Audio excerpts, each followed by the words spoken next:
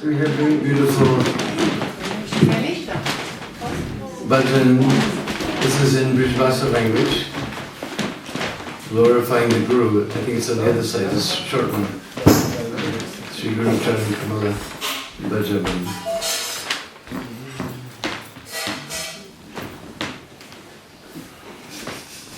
Because as we've been explaining, without mercy of Guru and Vaishnava, we cannot approach Vrindavan.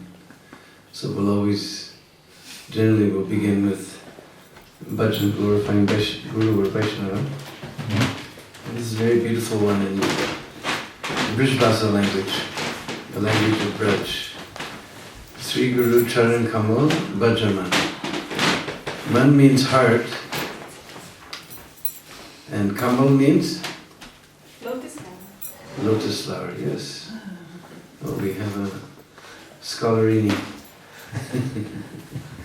So, Sri Guru Charan Kamal Bhajaman. Just worship the lotus feet of Guru with all your heart.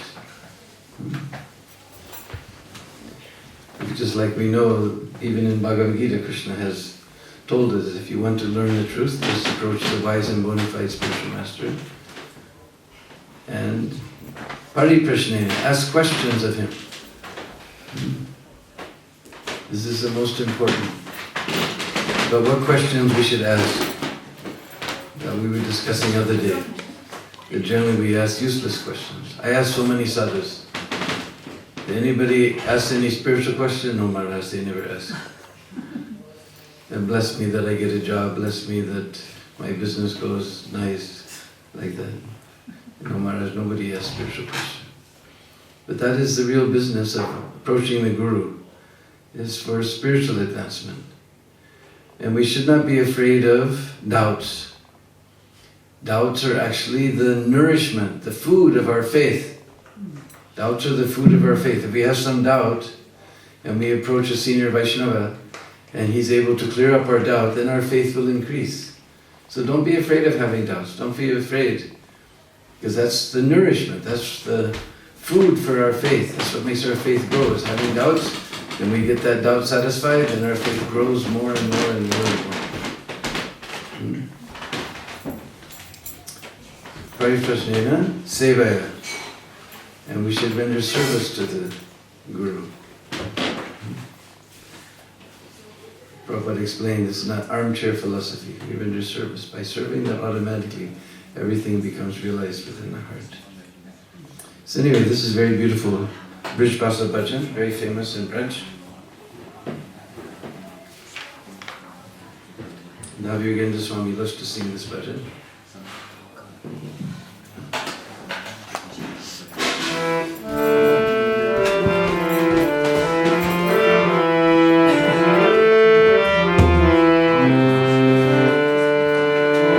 Sri Guru Charana Kamala Bhajaman.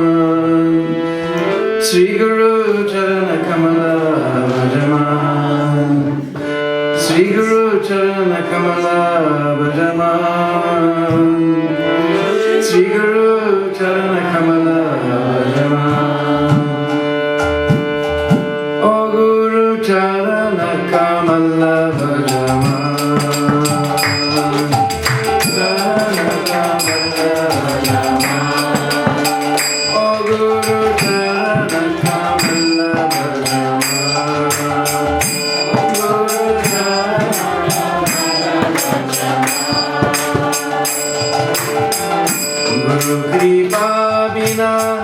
नहीं कोई सरबा बजमान बजानुक्षान गुरु कृपा बिना नहीं कोई सरबा बजमान बजानुक्षान श्री गुरु चरण कमला बजमान श्री गुरु चरण कमला Sri Guru Charana Kamala Bhajaman.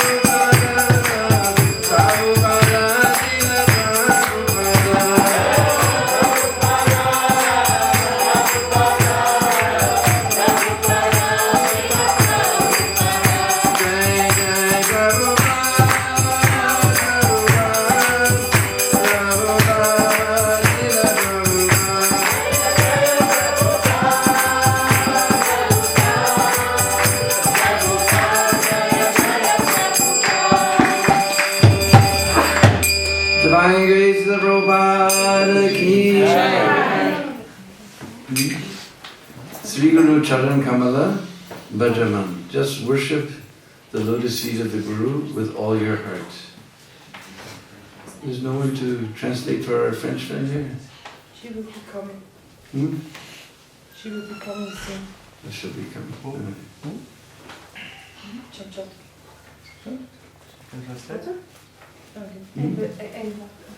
Parlez-vous français? Ja, moi je peux pas assez. Guru Kripa Bina Nehi Koi Sadhan Bal. Guru Kripa Bina. Bina means without. So without the mercy of Guru, our sadhana has no bal. Just like we know Balaram. Bal means strength. There's no strength to our sadhana without Guru's Kripa. Therefore, Bhajaman Bhaja Anukshan. Shan means moment. So Anukshan, at every moment, just worship the Guru's lotus feet, just worship his lotus feet. Milta nahi aisi durlabh janam choda brahmadhu choda bhuvan. Durlabh means to very rarely found out. This human form of life is very, very rare. Just like, who's been to a Gaur Purnima festival in Mayapur? So then you all know that for every human being, there's 1 crore of mosquitoes. 1 crore means 10 million. If you don't put mosquito net, they will just come, they will pick you up and go for something. So human form of life is very, very rare. Brahmatahu Choda Bhuvan. There's sometimes described 3 worlds, sometimes 14 worlds. There's 14 different planetary systems. So we wander throughout these 14 planetary systems, and very rarely do we get this durlabh, rare, we get this human form of life. But kisi ko milta hai, aho bhagya se. Bhagya means very fortunate, with by great fortune. Aho bhagya se, by great fortune, already this human form of life is very rare. But even more rare, to meet Hari Bhakton ke darshan, to meet the Hari Bhakti, the devotees of the Lord. That is even more rare. Just to get this human body is also very difficult. But then Hari Bhakton ke darshan, that is most difficult. So we should, if we meet the devotees, then we should just hang on for our dear life. Just like Prabhupada said one time, he said, just hang on to my dhoti and I will take you back to home, back to Godhead. So just grab on and don't let go. Krishna Kripaki Ananda Murati Deena Jana Karuna Nidan. Krishna Kripaki Ananda Murati. This is a special Brij Bhasa. Actual word is Murti. We all know Murti, form. So Krishna Kripaki Ananda Murti. Just like in Hindi, we say His Divine Grace is Krishna Kripa Murti.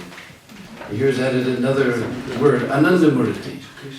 He's the blissful form of Krishna's blessing. Krishna Kripaki Ananda Murti Deena Jana Karuna Nidan. He's the storehouse of Karuna. Karuna means compassion. For the Deena Jan. Just like I'm Deena Bandhu. So Deen means very poor, fallen. So Deena Jana Karuna, he's the storehouse of compassion for the fallen souls.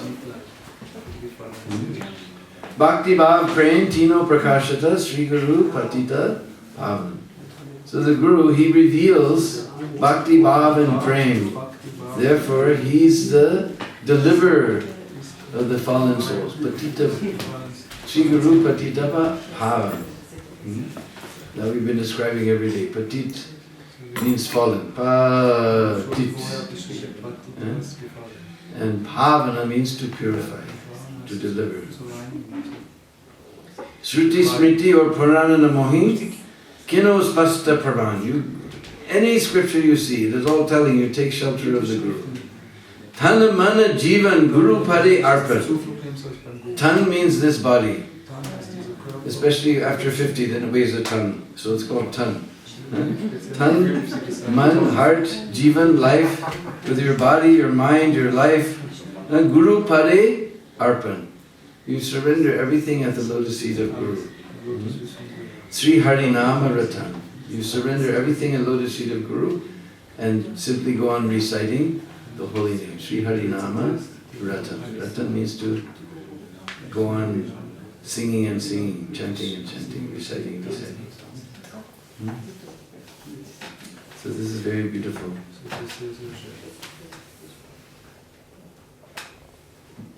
Brishbhasa Bhajan.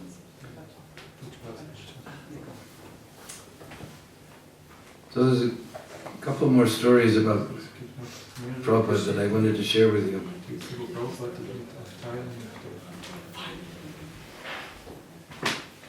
One was told to me by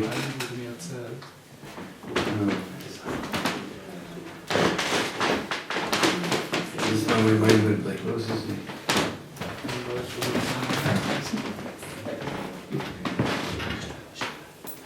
Anyway, just now I can't remember his name. He was Prabhupada's servant.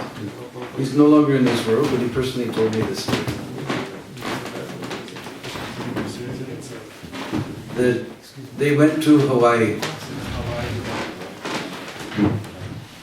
and they were staying there for some time. And one day, Govindadasi, she brought back wheat germ.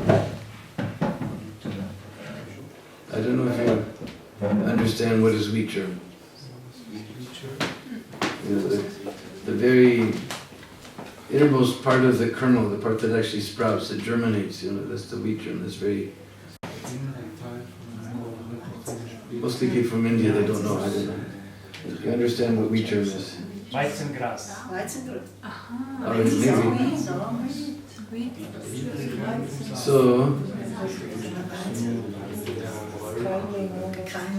Kartikeya, that was his name, Kartikeya Maharaj. Kartikeya, when he saw this wheat germ, then he thought next time Prabhupada asked for halava, instead of using the cream of wheat, or suji, what we say in India, suji, instead of using the cream of wheat, I'm going to use the wheat germ. And this is a long, long time ago, so he says, Swamiji will be so pleased. Swamiji will be so pleased. So one day it rained. So Srila Prabhupada, he used to like to take halava when it was a cold day. It was rainy day, so it's cold, because halava is a lot of ghee, a lot of grains, make it nice and warm. So he told Kartikeya to make halava. So Kartikeya said, oh, and this is my chance. Swamiji is going to be so pleased. So he made the halava with this wheat germ. And the whole time he was cooking, he said, Swamiji will be so pleased, he will like this so much. He offered it to the deities. Then he brought a bowl into Prabhupada's room, and Prabhupada looked at it. He said, what is this? Halava means suji. And then with left hand, he told him, please take it out. If you reject something by left hand, that is very heavy. So take it out. Now Kartikeya, he was very sensitive, emotional type of fellow. So he was told, his whole meditation was, Swamiji will be so pleased. And Prabhupada said, take it out. Halava means suji, take it out. So he was broken-hearted. He went into the temple room, he sat before the picture of Srila Bhaktisiddhanta, and he began to pray that I was just trying to please your spiritual son, Swamiji, but somehow he's become so upset with me, I don't know what to do. And he began to cry. He was very sensitive fellow, so he was crying. Suddenly he heard Prabhupada's voice, Kartikeya? Kartikeya? So he ran to Prabhupada's room. Prabhupada said, bring that halava. So then Prabhupada with great gusto, he just ate that whole, he said, bring more. And this way Prabhupada finished off the whole pot of halava. So Kartikeya told me he had two realizations from this. One is that Prabhupada is not alone. There's a whole chain of spiritual masters going all the way back. Because he went in temple room, he was praying to Srila Bhaktisiddhanta. There's a whole chain of spiritual masters behind Prabhupada all the way back to Krishna. And second realization was that the grandfather is more merciful than the father. So sometimes, I'm sharing this with you because sometimes you're feeling, oh, you were so fortunate, you got Prabhupada's association, we didn't get Prabhupada's association. But actually, you're more fortunate than us. Because Prabhupada will be more merciful to you. Just like my old Italian grandfather, he had a little, nowadays we would call it convenience store, you know, with everything in it. So one side was all the chocolates from Switzerland. So we always went to that side of the store. But my father, he was the one who had to pay for all our dental work. He would say, no, no, no, no, no, no, no more. But our grandfather, behind the back, he would give us. Because grandfather is more merciful than father. So you shouldn't feel that that you're unfortunate. You're most fortunate because you have Prabhupada as your grandfather's spiritual master. He'll be more merciful to you than to us.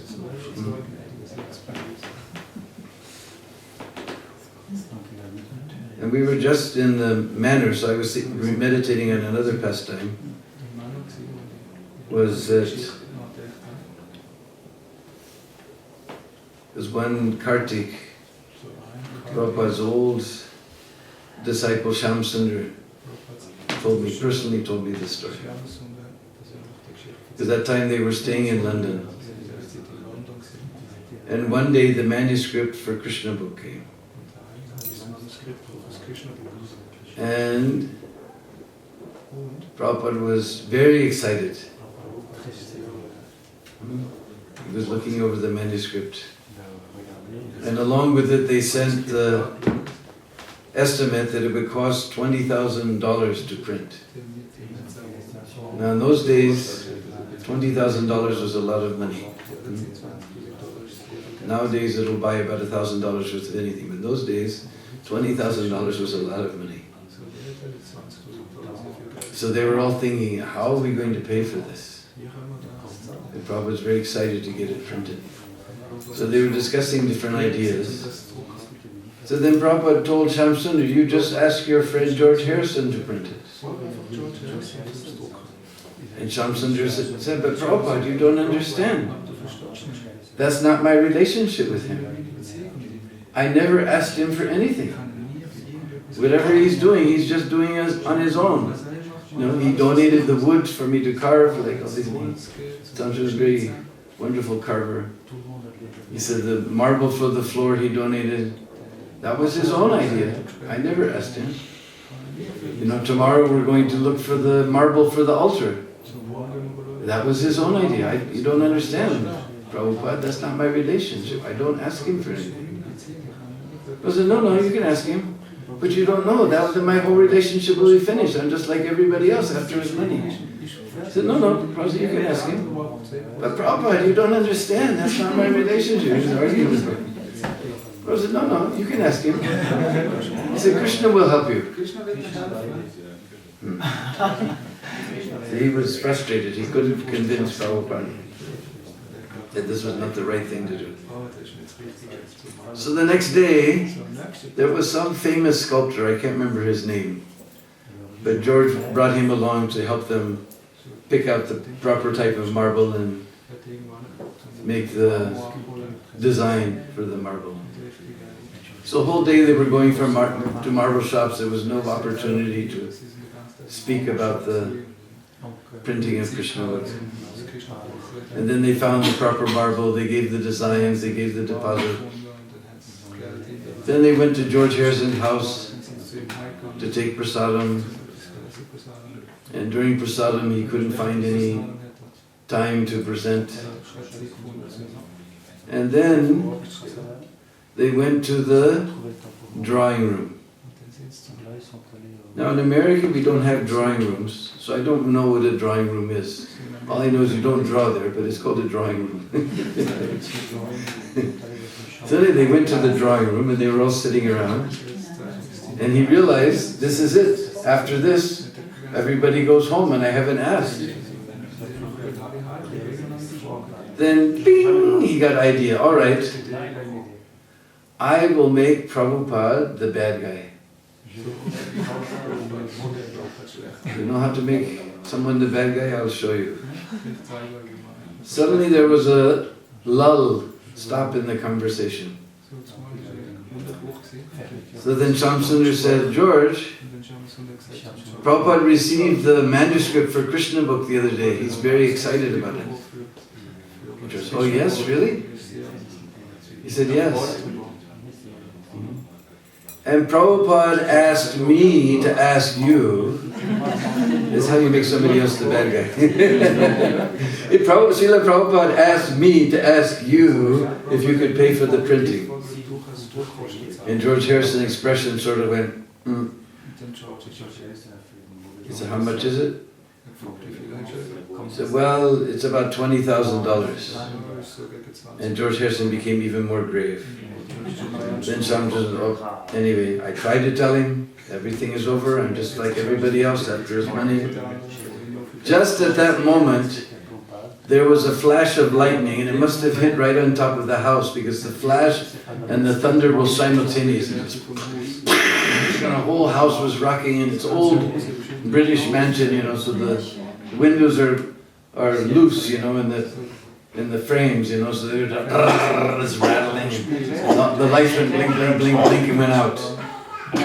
And they're just sitting in darkness. And Sham says, I blew it, now my relationship with finished, it's all over.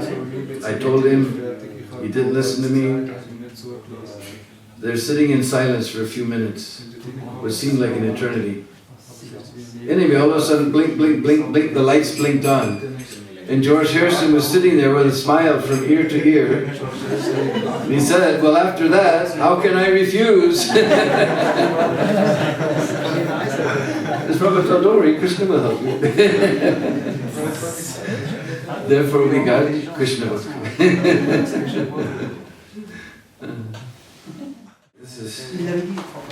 This is a famous Braj song. This will take us to Braj.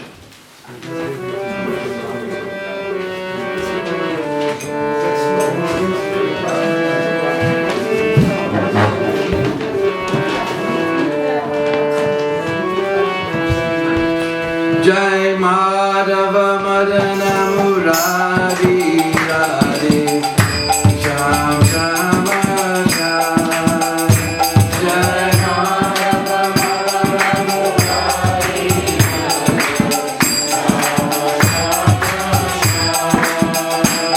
Ketava Kalivilla Hari Radhe Sham Shama Sham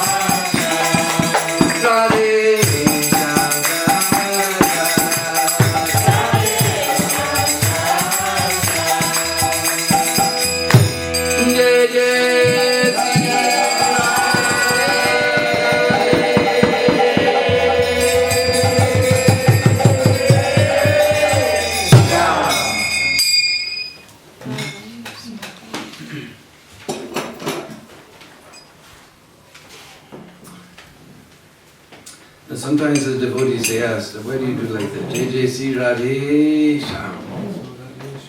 But actually there's Shastra Praman for this.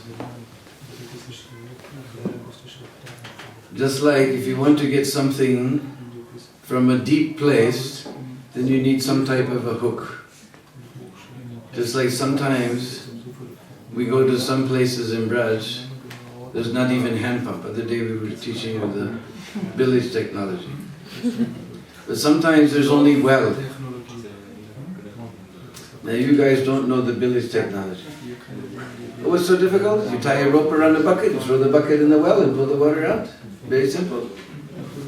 So our devotees, they tie the rope around the bucket, they throw the bucket in the well, the rope is going through their hands. You don't know village technology, that's not how it's done. Now rope, bucket, everything gone in the well.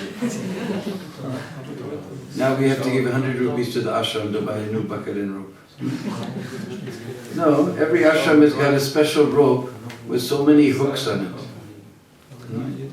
So they send that rope down, they hook the handle of that bucket and then they pull that bucket up.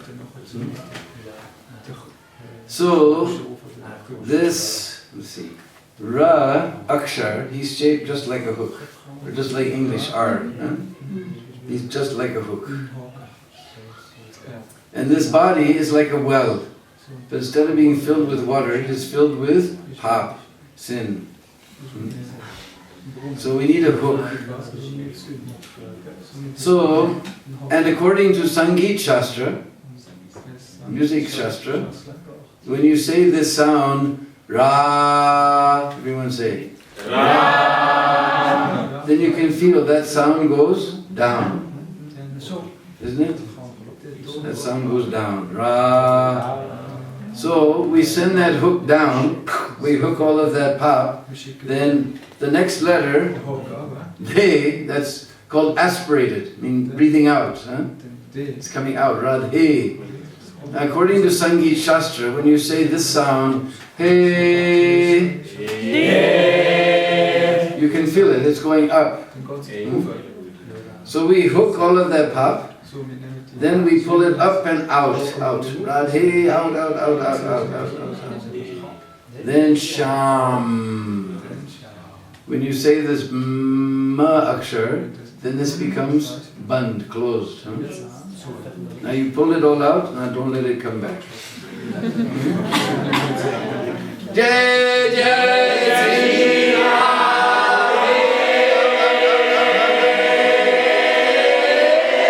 Sham.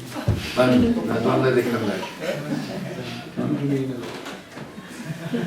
So anyway, this is very famous Vrishabhasa song.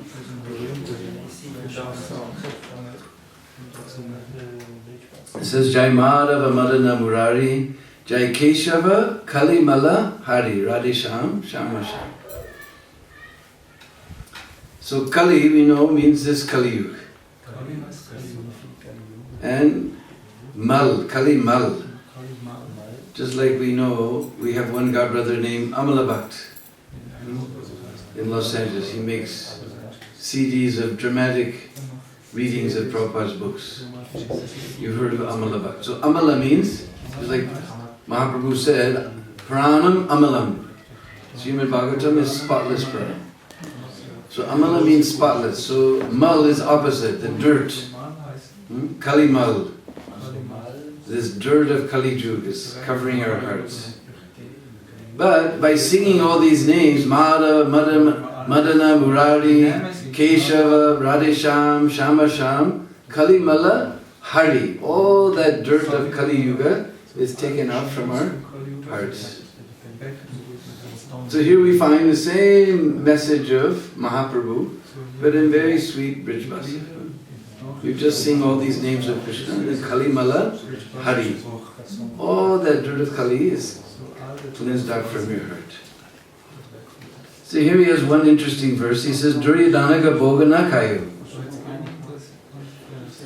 Just like one time, Krishna, he became the Dut. Dut means messenger for the Pandavas. The Pandavas, they're described being very fortunate. Krishna was their friend, their well-wisher, their relative, and even he became messenger. Messenger means that's a very, not generally very high post. It's like we go to the court in India, and there's some little guy with a very fancy dhoti and little funny little turban with a little thing sticking out like this, and the judge says, "Go get the papers," and he runs off. So he's the messenger. But Krishna, he became messenger for his devotees, even chariot driver for Arjuna.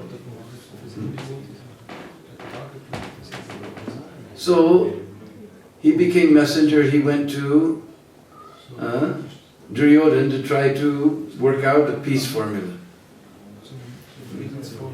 Because Krishna wanted to show that although violence is sometimes necessary, we should try to avoid it at all costs. They tried in each and every way, made every type of attempt to come to a peaceful solution. Even Krishna himself became Dut, messenger, and went there.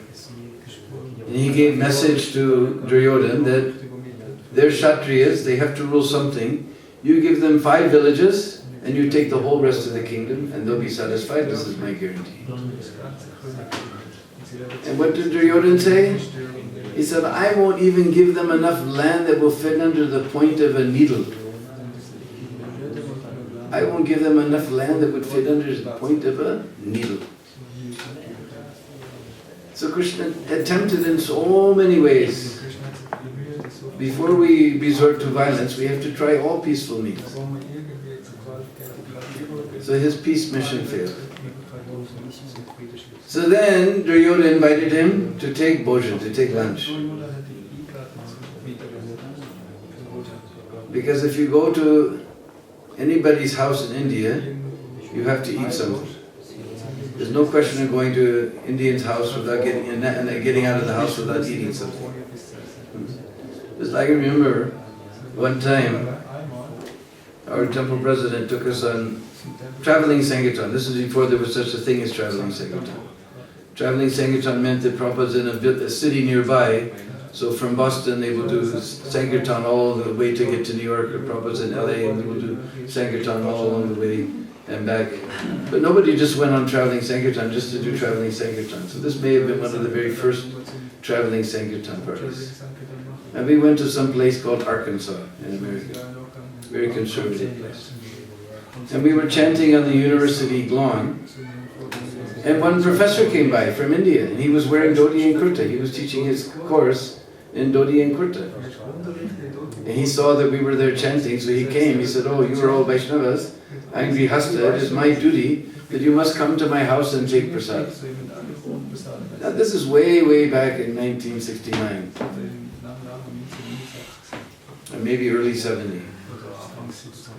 Now we had never eaten in an Indian's house before, so we were very nervous. We were all just very beginning of it. So we arranged everything, so after doing Sankirtan all day long, there'd be an evening, we went to his house. He served out such nice prasadam. We never tasted prasadam like that. But he kept coming with halava. He said, "Would you like some more?" And we're saying, no, that's all right, plum. "Would you like some more?" No, that's all right, plum. And he just kept coming. "Would you like some more?" No, that's all right, plum. So then, after some time, he explained that it is our Indian custom that if somebody comes to our house, then we must offer him something to eat. And when he's finished, then we again offer, and he will say, no, that is all right. But he's not satisfied, he's only being polite. Because in India, we never talk straight, we always talk like this. We want more, but we say, no, that's all right. It means we want more. So he's not satisfied, so again we give. And again when he's finished, we'll say, "Would you like some more?" He will say, no, that's all right. But he's not satisfied, he's only being polite. Again we give. Now you know the trick. So then, when he's finished, again we'll offer. He'll say, no, but he's not satisfied. Again we give. But when he finally roars like a lion, "No!" then he's satisfied. But we were all nervous. We'd never eaten in an Indian person's house before, so we were all very nervous. Again, he came with his halakha. Do you like some? No, that's all right. He got to our temple president. No! And we all caught on, No!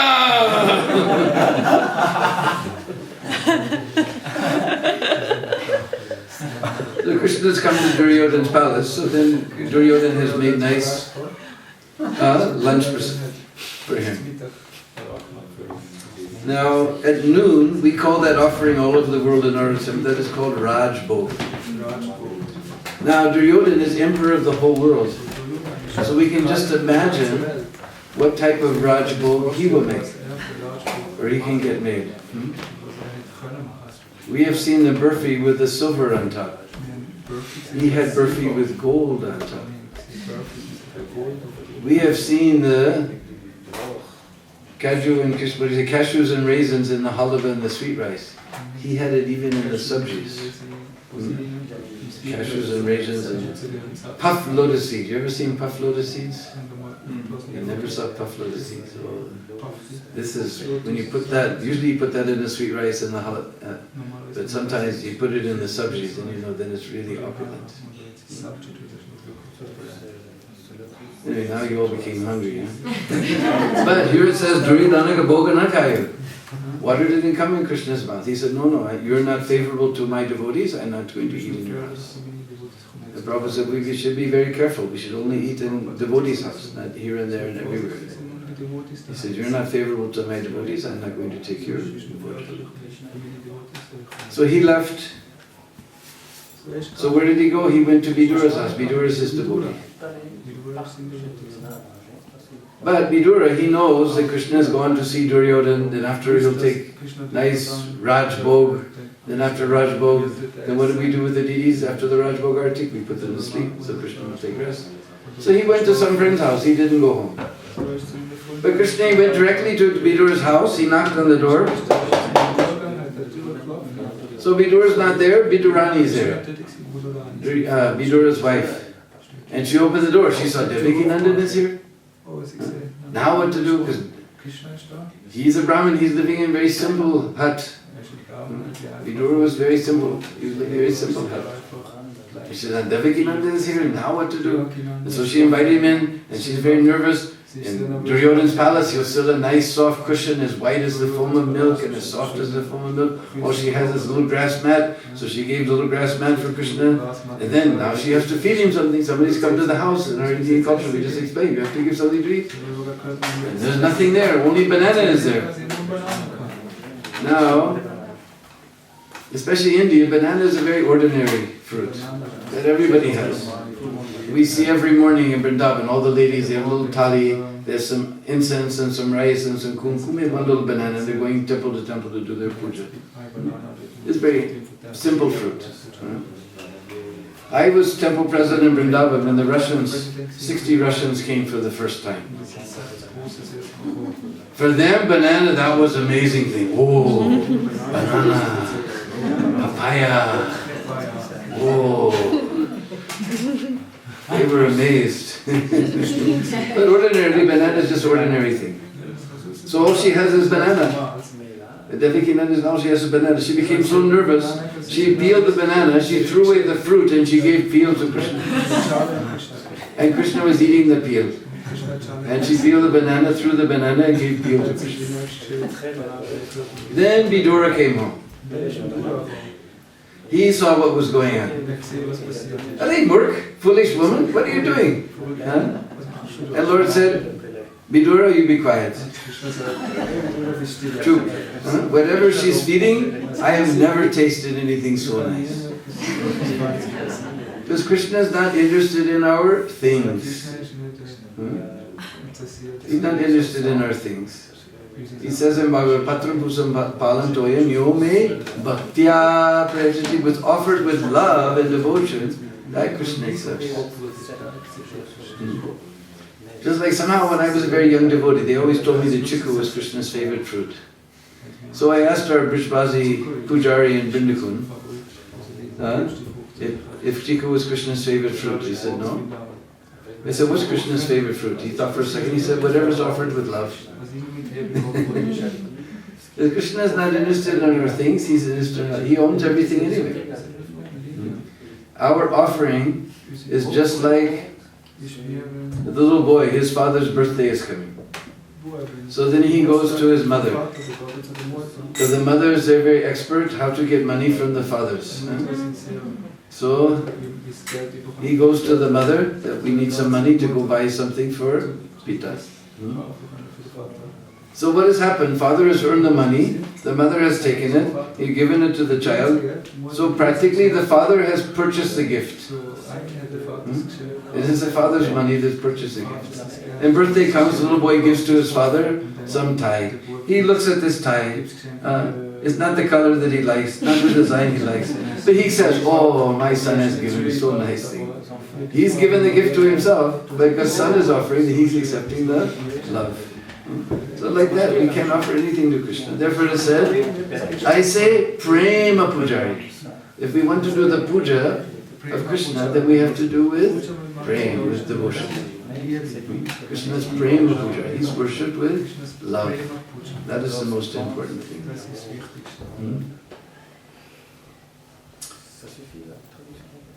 So here's a nice verse. What is that? Chura chura navanita tokayo. Navneet means butter.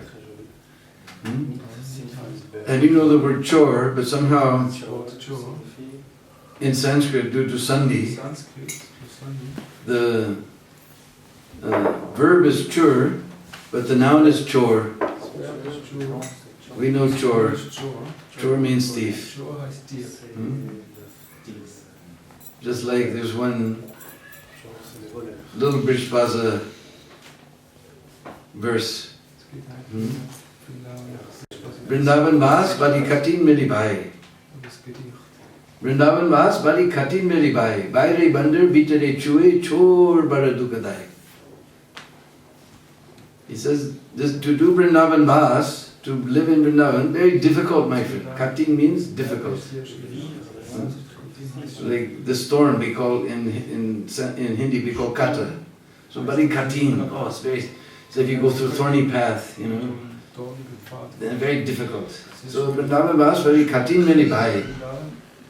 Baire, just let me know Bahiranga Shakti. Outside is Bandar. Bandar means monkey. Outside is Bandar, Bitere Chue. Inside, you know, Baire is outside, Bitter is Chue, and Bitter is inside. Chue means this little mouse. So you're sleeping in your room and a little mouse is coming, he's chewing on your neck beat, huh? And wake up, ah! Or you had all your nice Maha sweets from Krishna Balaram Mandir there, and you wake up in the morning, all the sweet is chewed away by the mouse. So outside is Bandar is troubling, inside mouse is troubling, and Chor Baradukadai, and thief is always giving duk, unhappiness. So chura chura means by stealing and stealing, he's stealing butter. Vraja Vanitan Ve, Vraja Vanitan means the ladies of Braj, they gave him a new name. What is that? Makana Chor. He got a new name, Makan Chor. Ordinarily somebody steals something, then he becomes very infamous. But Krishna's stealing is very famous. Sometimes people from other religions, oh, you're worshipping a God who's a thief. But just imagine how fortunate if God would come to your house and steal something, you'll feel very happy, you know? And what is the question of stealing? Everything belongs to Krishna anyway. He's taking his own thing. So Krishna became famous as Makan Chor. So there's one village that's very famous for butter, milk, yogurt, ghee, paneer, all these things. That is just near Varsana. There's one village called Chiksoli. Chiksoli is the village of Chitraleka, Chitrasaki. You know the Astasakis, one of them is Chitraleka. And in fact, I have a very dear Brahmin friend there named Nandanlal Sharma. He has 1 acre of land right on the Prikrama Marg, the Varsana Prikrama Marg. He's ready to give it to ISKCON if somebody wants to make a Chitra Devi temple there. So if anybody's, anyway, all the banks are failing, everybody's business is going bad and you're losing your jobs anyway, so you might as well come to Braj and become president of ISKCON Chiksoli. So you can see me afterwards. Anyway, so Chiksoli is very famous for butter, milk, yogurt. And we know that Krishna, he too much likes butter. Wherever there's nice butter, he will come on the spot. So one day, Krishna and all his friends, they came to Chiksoli, and they were peeking from house to house through the window to find out one house where nobody's home. Because in old days, nobody ever used to lock the door. It's only nowadays that everybody's dream is to go to New York, the Big Apple.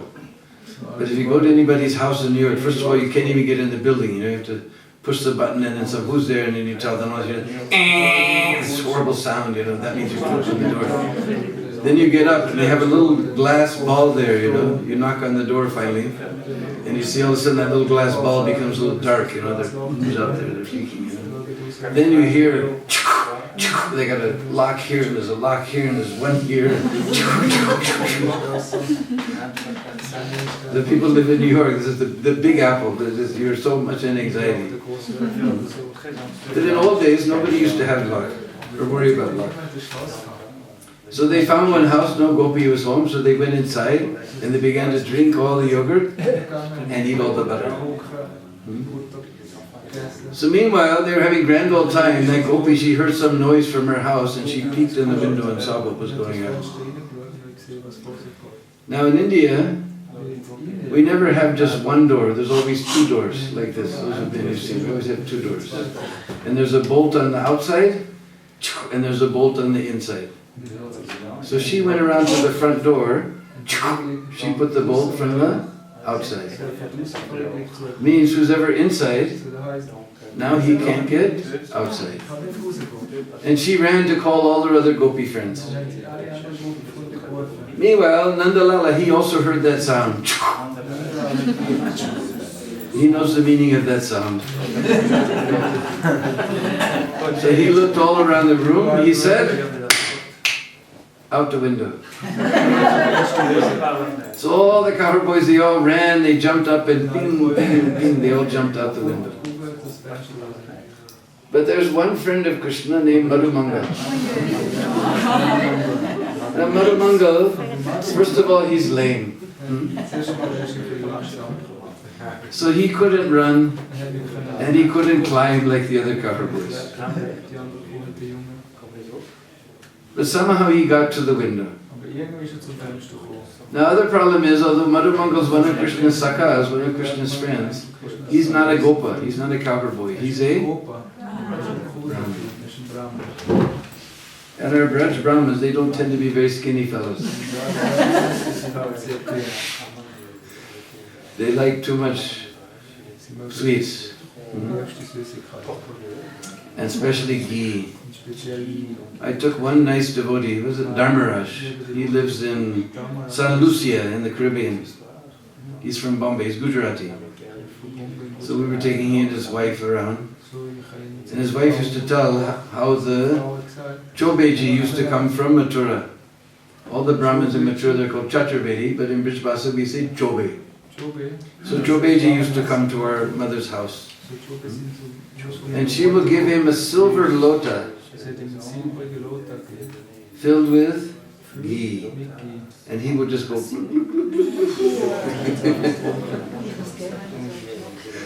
These are our Braj Brahmins. They don't tend to be very skinny fellows. So somehow Madhumangal made it to the window, but when he tried to go through the window, he got stuck. So then that gopi came back with all her gopi friends. They opened up the door, they came inside and said, "Ha, we got you." But nobody's there, just this fat friend of Krishna stuck in the window. So they pulled Madhumangal out of the window, and they tied his hand behind his back with flower garlands. Then they tied a string around his sika, and they threw it over the branch of the tree, and they said, "All right, now we've got hostage." You thought this hostage taking was a new thing. This has been going on since the last 5,000 years. And when they take hostage, they always have some demand. So then they told him, all right, now you call your friend Krishna here, and they pulled on that string. Ooh, Kriya! Ooh, Kana! Ooh, Lala! So Krishna, he heard Madhamangal crying. So he came running to the spot, and he saw what was going on. He became very angry. Are, don't you know? This Madhamangal, he may be one of my sakhas, one of my friends, but he's not a gopa, he's a Brahmin. Now you've done Brahman aparad. Now your health, your wealth, and your beauty will all be finished. Now what do little girls worry about? Health and wealth and beauty. So they all became very frightened. And they said, oh, Shyam Sundar, what can we do? How we can get free from this offense? So Krishna thought for a minute. He said, you make a nice asan for Madhamangal, and you sit him down. Then you go to your houses, you find out as many laddus as you have in your house. You come back and bring all those laddus to Madhamangal. You feed Madhamangal those laddus. He'll forget all about that aparad. He will give you Ashirvad. Ashirvad means blessing. So the gopis made nice asan for Madhamangal. They ran to their houses, they brought back so many laddus, they were feeding laddus to Madhamangal. He was just eating, bing, bing. He was very happy. He forgot all about aparad. He gave them all Ashirvad. Whatever was their manokamana. Manokamana means the dearmost desire in the heart. And we know the dearmost desire in the heart of all of the gopis is that somehow Nandanandan become pleased with them. Somehow Krishna become pleased with them. And that is Krishna consciousness in a nutshell. Everything we're doing is so that Krishna will become pleased with us. We're chanting 16 rounds, why? So Krishna will become pleased with us. We're following 4 regular principles, so Krishna will become pleased with us. We come to Mangal Arti, especially on Janmashtami or around Gaur Purnima. We come to Janmashtami, we catch you, huh? So, why? Just so Krishna will become pleased. This is Krishna consciousness in a nutshell, very simple. We make everything complicated. The Krishna consciousness is very simple. In fact, you keep this very simple formula in your brain. Whatever you're doing, you think, am I doing this so that Krishna will become pleased? Or am I doing this so that my senses will become pleased? If you keep this formula in your brain, then you'll always be Krishna conscious. Simple. We make everything complicated, simple. So now, Madhamangal, he's very happy. His belly is full of laddus. He won't see what is your good quality, what is your bad quality. He won't see anything. Just like even in our ordinary business dealings, we take our client out to lunch, we feed him nice lunch. Then afterwards we show him the contract. He doesn't even read the small print, he just signs. So now Madhamangal's belly is full of laddus, he's very happy. So whatever benediction you want to take, now you can take from Madhamangal.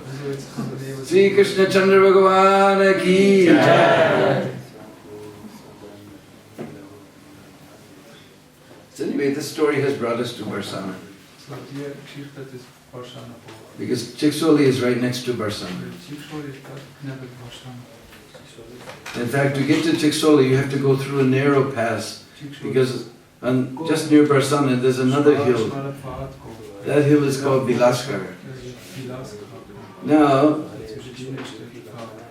that hill is actually incarnation of Krishna.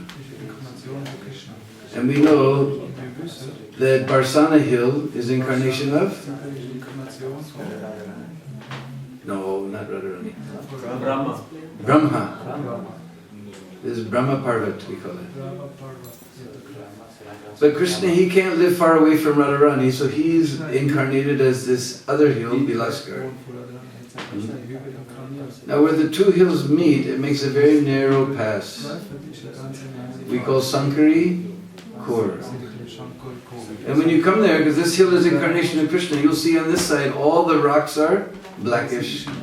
You're seeing it.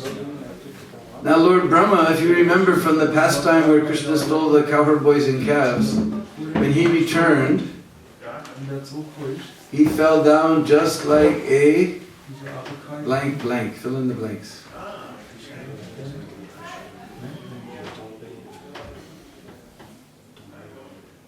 He fell down just like a blank rod.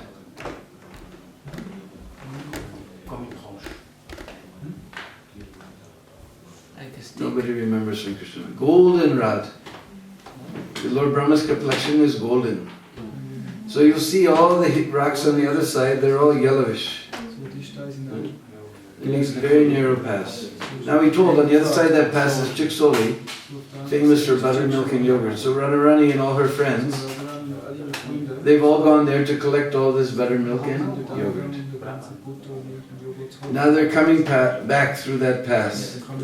Now Krishna, he knows that they've all gone there, so he was herding his cows nearby. So he comes there with his friends, and they all put their cowherd boy sticks and they block the path. Now Radharani's coming. Other night we were singing this song, Jai Radhe, Jai Radhe, Radhe, Jai Radhe, Jai Sri Radhe. So one of the verses is Hansa Gamani. Hansa Gamani means who walks like a swan. Now I've lived in India for more than a quarter of a century. I never saw a swan. I've seen geese, ducks, vultures. Maybe in the south somewhere. I haven't traveled much in the south, or maybe high in the Himalayas. I don't know, but I've never seen a swan. Although all our scriptures talk about Hams and Paramahamsa and Hamsa Bahan and. Oh, by the way, in Brishbasa, if somebody's a Paramahams, what we call a space case, in Brishbasa means Paramahams. If somebody's a space case, Paramahams. So anyway, I never saw a swan. Where did I see swan? In your lake in Zurich. When we went on Harinam in the lake, and then I saw swans. Have you ever seen how a swan walks?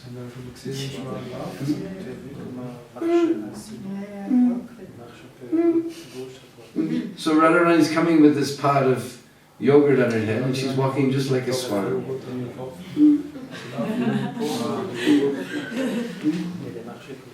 And Raghunath Das Goswami describes that the tinkling of Radharani's ankle bells is just like a spray, or we should say a mist of tiny, tiny nectar droplets is being sprinkled on all beings moving and non-moving. Ching, ching, ching, ching. So she's coming like this. Now Krishna has blocked the whole place, the way. And Radharani says, let us pass. And Krishna says, no. You girls are making a big profit. With all of this butter and milk, you have to pay tax. And Radharani says, why do we have to pay tax? Because you're making a big profit, so you have to give some tax to your king. And Radharani said, here my father is the king, we don't have to give tax to anyone. So then Madhumangal, he becomes the advocate for Krishna's side. And Lalita, she becomes the advocate for Radharani's side. And Lalita Sakhi says, Madhumangal says, well, Vrishabhanu may be the king here, but the king of the whole of Braj is Nanda Baba. So you have to give tax. And for every argument that you make, we're going to double the tax. And Lalita Sakhi said, just see the impudence. Just see. You guys were all living over there in Gokul with your little friend here. He created so much trouble stealing butter and yogurt. Everybody went to the King Comes. King Comes came there with 100 cavalry soldiers, 100 foot soldiers and 10 cavalry. And You all fled away from that place. You came here to the other side of the Jamuna. Vrishabhanu Maharaj, out of the kindness of his heart, he kindly gave a tiny portion of his kingdom for you guys to stay. And now you guys are claiming to be the kings of the whole place. Just see the impotence. And Mother Mangal said, wait a minute, where did you get this story? This story is not bona fide. We're going to the GBC, you're preaching deviant philosophy. Nanda Baba is the king of the entire Braj, and now we're going to double the tax. And not only that, we're going to tax you for all the flowers you girls are picking. And Lita's like, yeah, what about you guys? You're taking all the cows everywhere and eating all the grass. You should pay tax for that. All right, now we're going to double the tax. In this way, the arguments are going back and forth and back and forth. Radharani's got this big, heavy pot of yogurt. She's getting tired. So finally, she gives Nandanandan a little push. Now, you have to understand they're just little children. Now, little boys, if you offend them in any way, if they get angry, oh, it's just like an atomic bomb has gone off in the heart. So he just grabs that pot off of Radharani's head. And Radharani, she grabs the other side of that pot. Now we just described what happens when little boys get angry. When little girls get angry, we're afraid to describe that. Radharani's eyebrows are crossed, she's shooting darts at Nanda, and they're pushing. And all the cowherd boys get behind Krishna and push, and all the Sakis get behind Radharani. And in this little narrow pass, they're having this big push of work. Up and down, up and down. Finally, Radharani screams, and all their Sakis are pushing and pushing and pushing and pushing. And they're going to break through. Then Krishna sees they're going to break through. There's a big stone there, so he takes that pot and pow! He smashes the pot on that stone. Now you know, yogurt is a little greasy. So this pastime happened 5,000 years ago. But if you come there, you can see on the stone, the grease mark is still there from 5,000 years ago. And surely some Brijbasi will come and try to tax you with getting through.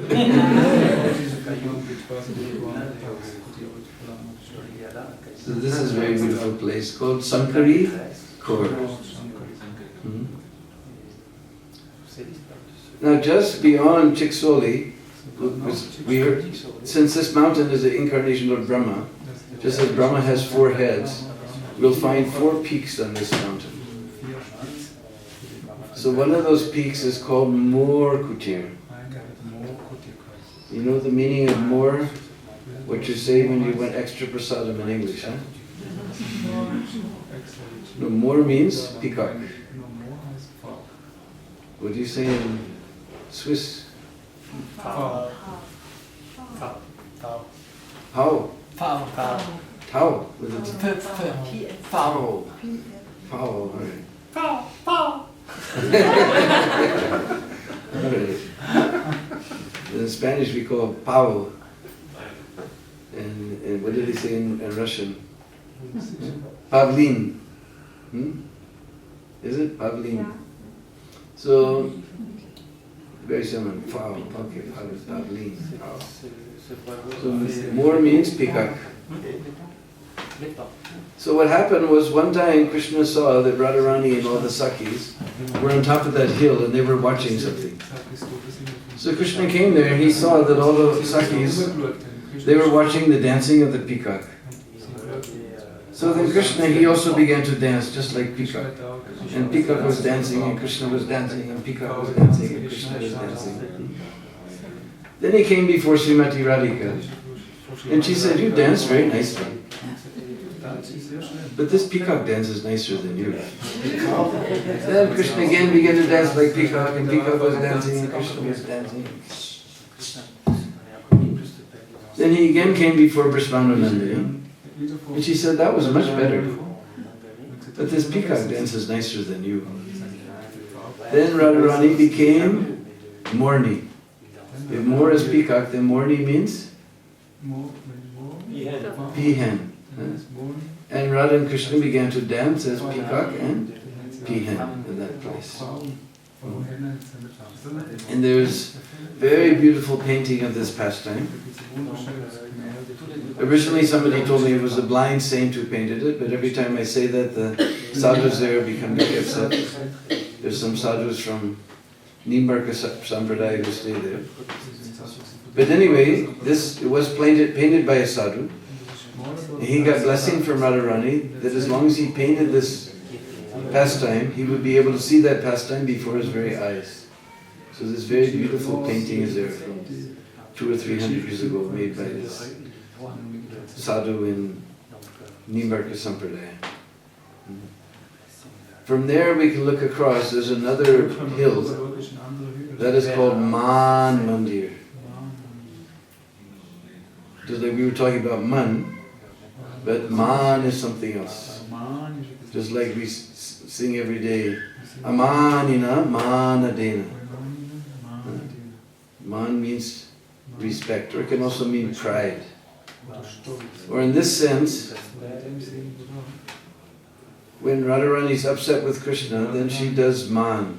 Means she takes some pride and some anger and some crocodile tears and some coquettishness, and just like artists, they mix it all together. Then Radharani, she mix it all together, and she does Man Lila. So what happened was they were on top of that particular hill one night. It was full moon, and Krishna was describing the beauty of Radharani. And he said that her beauty, that her complexion was just as beautiful as the full moon. And Radharani became furious. Why? Because we see moon has got so many spots. Krishna is describing her beauty with something that's imperfect. Actually, in Sanskrit we say moon has got panch dos. He has 5 faults. He has 5 faults, panch dos. First is kalank. We were talking about kalank yesterday. Kalank means spots. Second is kai. Kai means he shrinks. Third is banke. He's crooked. Just like you know, banke bihar. He's crooked. Fourth is nisachar. Do we have anyone here named Nisha? Or you know somebody in your congregation named Nisha? We met some Nisha. Oh, that was in Basa. Indian or Sri Lanka. In Sri Lanka we call also Nisha. Yeah. Nisha means night. Nisha means Krishna. Mama mana mandire raho nishi din Krishna. Remain day and night. Nishi, night and day. So Nisha means night. And achar. Now, we know achar means something nice to eat, but another meaning of achar is behavior, etiquette. So nisachar means whose behavior is to come out at night. Whose behavior is to come out at night? Rakshas. And when the moon comes at night time, he's nisachar. And last one, 5th fault is Vishabandhu. Now, I see this funny thing that the devotees sometimes they name their children Vishwambar, Viswajit, Vishwanath, and then all their friends call him, hey Vish. You know the meaning of Vish? Vish means poison. I always embarrass them, brother. Hey Vish, you know, all the Indians look what? I have one very dear god sister named Kusha Mataji. And she, beautiful name she gave to her, Nitya Lila. And what she called her? Nicha. From Nitya, they came to Nicha. Now if you really want to insult somebody in India, they go Nich. Very low. So I told her, please don't say this in Braj. So Vish means poison. So Vishabandhu, just like we know Brahmabandhu, relative of a Brahman. So moon is Vishabandhu, he's relative of poison. Why? Because when they churn the ocean of milk, then this Uchesrava, Airavata, this moon, so many things came out of the journey. So moon is also, and also poison came, right? So he's relative of the poison, Vishaman, he's 5 faults. And if that wasn't enough, we heard yesterday, what do we call the moon in Sanskrit? Chandra sounds very much like one of Radharani's competitors.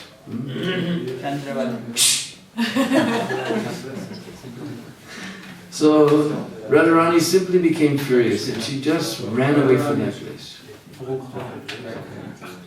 And hearing Krishna's lamentation and separation from Radharani, even the rocks were melting. Krishna was just lamenting and even rocks were melting in his mind. After some time, Radharani appeared on the scene, but she was dressed just like Krishna. And Krishna saw this person coming, looking just like him. He said, "Hey, who are you?" And Radharani said, "I'm Krishna, who are you?" Krishna said, "I'm Krishna, who are you?" And Radharani said, "I'm Krishna, who are you?" And Krishna said, "I'm the real Krishna, who are you?" Radharani said, "No, I'm the real Krishna, who are you?" And Krishna said, "You're an imposter, I'm the real Krishna." Radharani said, "You're the imposter, I'm the real Krishna."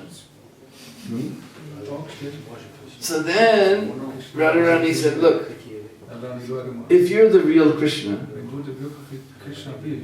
then where is your Srimati Radharani?" Krishna said, "I'll play my flute, she'll come, you'll see." So he began to play in his flute. But no Radharani came.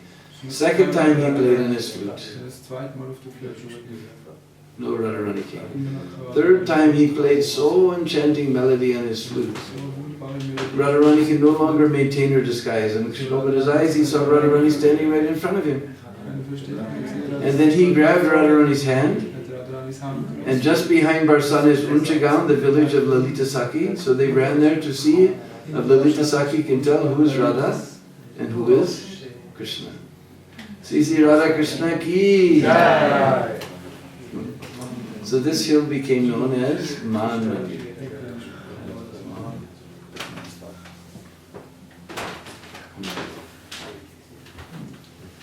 Next place along the path we come to is a place called Dangar. Dan means donation. So what happened was, we were talking about Unchagaon, in this village just behind Varsana. There lived a very, very, very, very, very, very, very, very poor Brahmin, just like me.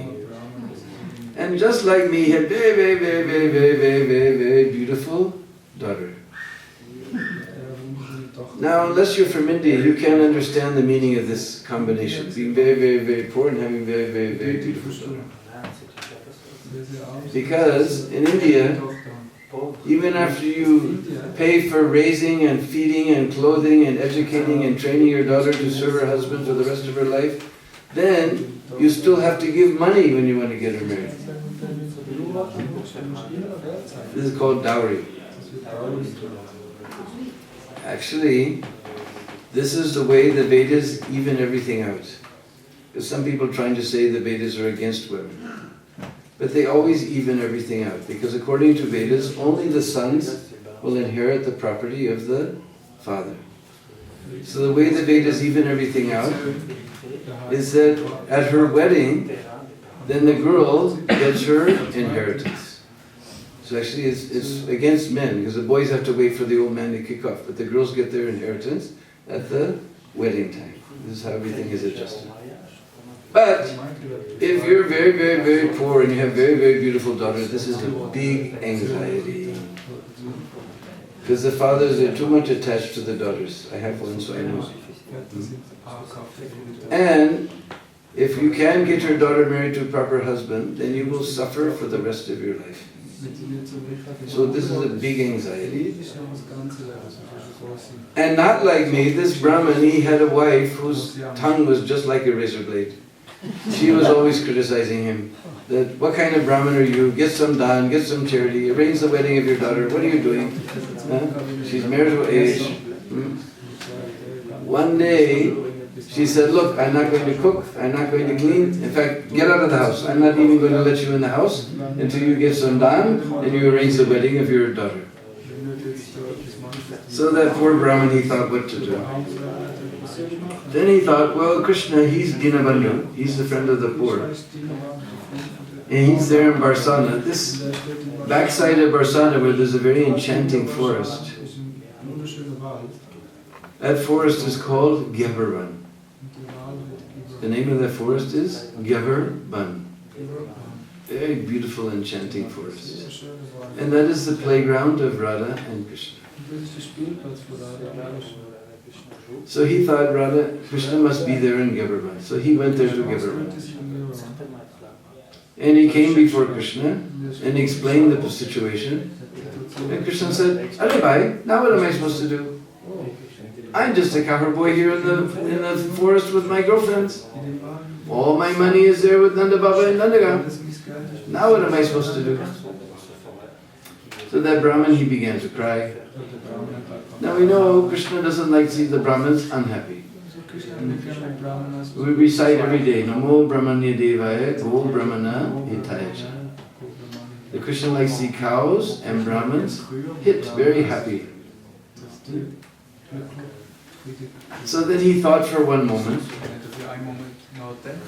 He said, I don't have any money, but I have one Priya. You know the meaning of Priya? Priya means deer. D-E-A-R, deer. And in British English, deer means something very, very costly. Just like in America, they're crying because the petrol is $3 a gallon. But I calculated it out in England, it's about $7.50 a gallon. They say, oh, it is so dear. So dear means it is very expensive. So Krishna, he actually made Sankalpa and he gave Radharani in charity to that Brahmin. Now that Brahmin really began to cry. He said, first of all, I have one daughter, I can't even get her married. Now you give me a second daughter, now my wife is going to kill me. And Radharani said, but Sham Sundar, you know, even 1 second I can't live without. No, I give in charity to a Brahmin, I cannot touch. But you know, Sham Sundar, even 1 second I can't live. No, I give in charity to Brahmin. Then Radharani began to cry.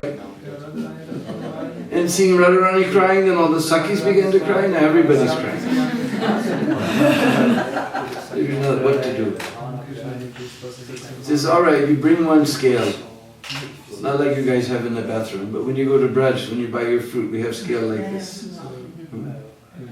So then, he had the Sakis put Radharani one side of the scale, then he told you take all of your bangles, your earrings, your necklaces, all your gold and silver and ruby and pearl and diamond, and you put on the other side.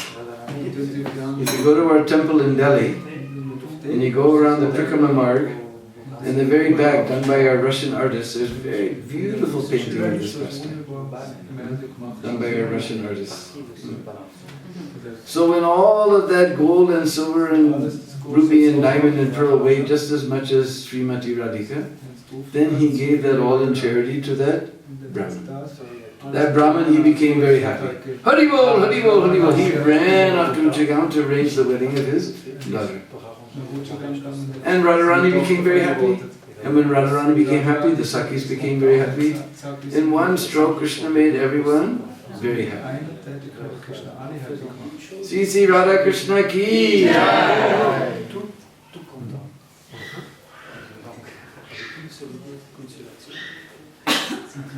What time is it?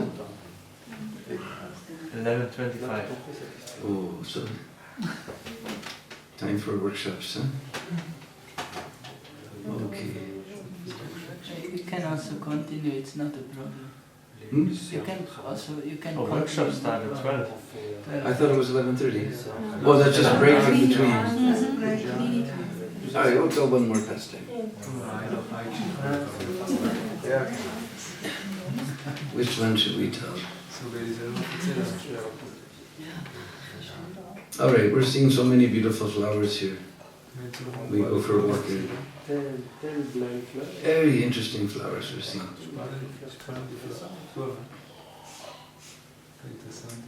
So one time, Radharani was very upset with Krishna,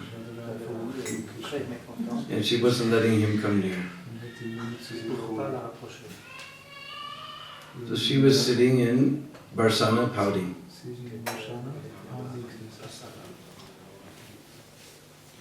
So then, somehow Krishna, he called Lalita and Visakha and told them, somehow you arrange for me to meet. They said, it's very difficult, she's very upset. So then Krishna, he whispered in the ear, I have plans. So they were sitting with Radharani, suddenly some very beautiful flower girl selling her little basket of flowers appeared on the scene in Varsana. And she was calling out in her basket of flowers, she had this very beautiful garland, mala, we call mala, flower mala. And she was singing, oh, who will take my garlands? Just by the touch of my garlands, all your cares will go far away. Who will take my garlands? Simply by their touch, all anxieties will go far away. And Lalita Visakha, they called the attention of Radharani. Just see this flower girl. Very beautiful blackish flower girl. And just see the beautiful garland that she has. And she's singing that all your cares will go away just by the touch of the garland. And Radharani, she looked at that mala and she thought there's only one person in the whole universe who can make so beautiful flower garland like this. So she got some doubt. She said, all right, call this flower girl here. So that flower girl came and she gave the garland to Radharani, but she put it in such a way, when she put it, her hands were touching Radharani's neck. So Radharani felt that touch. She said, only one person in the whole universe. Just like in all the Goswami literature, Krishna's fingers is described by a very beautiful word, palav. Palava. Palava means the freshly grown leaf. Now sometimes when the freshly grown leaves are coming on that tamal tree in the courtyard of Krishna Balaram temple, you just find the real light green one just grown and you touch like this. So soft. I showed this to Umapati Swami one time. You know what he said? Anybody remembers who was the first person who taught you how to put tilak on? I have no idea. Do you know who taught him how to put tilak on? Prabhupada. And when he felt that tamal leaf, he said that was just like Prabhupada's finger running up the forehead like that when he was putting the tilak. It's the same touch. So when she touched like that, then Radharani said, only one person in the whole universe who has touched like this. So she thought for 1 second, she said, we should repay this flower girl. Her garlands are so beautiful. So she's not at all dressed properly. We should give her a new dress.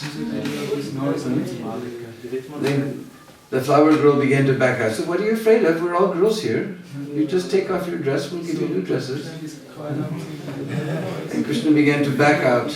And they grabbed that flower girl and they're trying to take off her choli and she's fighting and she's fighting. And finally they opened that choli and all these flowers fell down.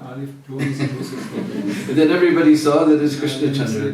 And all the Sakhis began to jump and clap. Oh, how Radharani made a fool of this Krishna.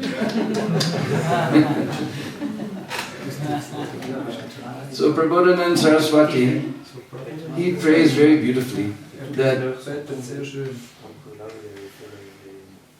everybody in the whole universe, Lord Brahma, Lord Shiva, all the great acharyas, all the rishis and munis, they're all worshipping on the lotus feet of Sri Krishna. But that same Sri Krishna, whose lotus feet all sage and demigod and sadhu is worshipping, he's worshipping on the lotus feet of Srimati Radharani. Unto that Srimati Radharani I offer my humble obeisances. He says, all sages, demigods, they're all worshipping on the lotus feet of Krishna. But that Krishna, he wants to be the stick in the broom of the sweepers of the kunjas. The stick in the broom that is, nobody likes to, especially in India, nobody likes to touch the broom. That is only for the sweepers, the lowest down. So Krishna, he wants to become the stick in the broom of the sweeper who's sweeping the kunjas, so that he will get the dust of Radharani's lotus feet. He said, unto that Srimati Radharani I offer koti, millions and millions of dandavats. Srimati Radharani ki Jai Jai Sri Radhe.